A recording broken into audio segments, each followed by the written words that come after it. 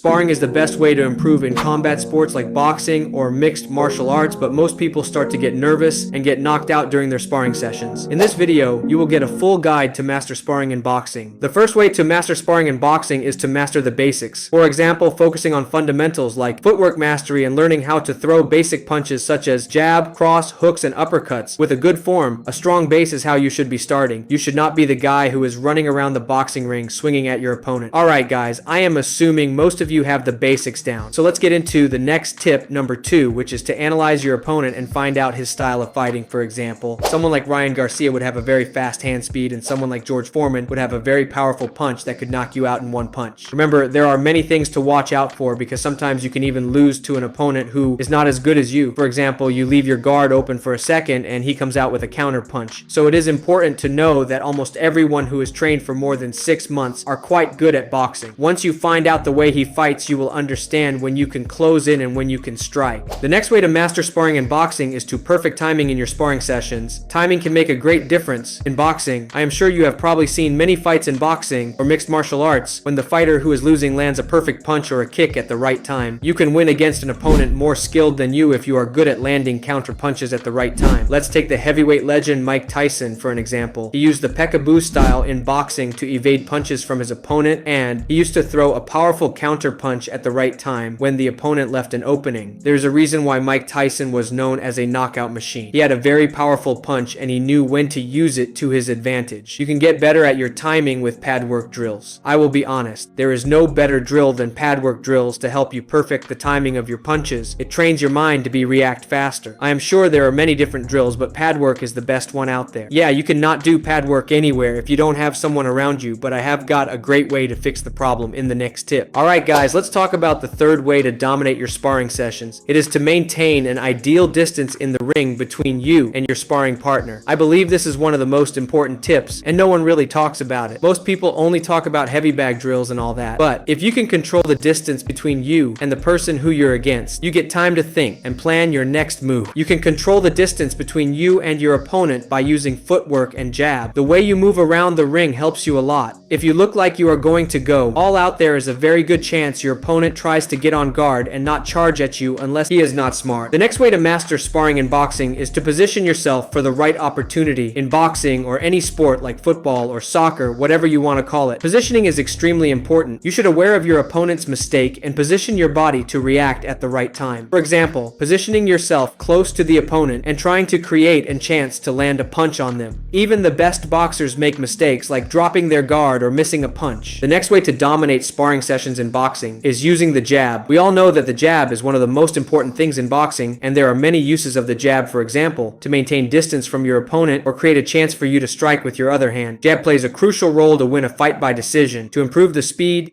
keep your hands slightly open and close them while you are punching. Jabs play a key role in sparring sessions, since your coach most likely wants to see you mastering the jab too. So the next way to dominate your sparring sessions is to incorporate shadow boxing in your training. We all know that shadow boxing plays a major role in boxing. Even the greatest boxers like Muhammad Ali and Floyd Mayweather had shadow boxing training in their routine too. The reason why I put it in here is because you can do it anywhere in the world. You could be shadow boxing while watching television, or do it as a warm-up before your boxing training. And it has all sort of benefits. For example, it increases your stamina, makes you faster, and helps with reflexes. You start to improve your form in boxing the more you do it, and as a result it helps you out in sparring. Sometimes you can tell the ability of someone just by looking at their shadow boxing. Remember, I said sometimes it means it is not always true, because many good boxers do it as a warm-up or to improve their form. The next way to get better at sparring is to learn from the mistakes from your old sparring sessions and improving them. For example, if you could not block a hook instead of feeling bad, you could go and learn from your mistakes by correcting the position of your hand and blocking the hook when your opponent threw it. You could ask your sparring partner or your coach to point out the mistakes you make, since the main reason why you are sparring is to improve and refine your skills. Bro, you gotta remember that. A fight is different from sparring. It is important to know there is nothing wrong with being defeated while sparring. Sparring is just to get you ready for a fight. Alright guys, a question a lot of people had was, how often should you be sparring? The answer is usually between 1 to 3 times a week at max. I don't recommend to go more than that. That is how much I see pro boxers sparring in our gym. Remember, 2 times is more than enough, but if you want to add in another light sparring session on top of that, it is alright. If you watch the video all this way, I will drop every tip together right now. The first thing is to master the fundamentals. The second tip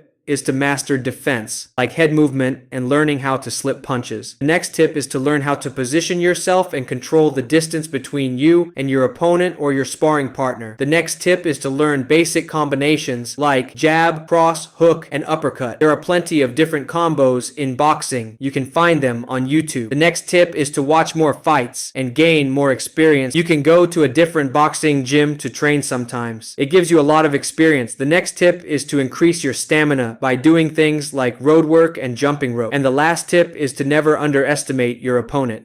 Everyone has a different fighting style and can be unpredictable. Remember to keep up the grind.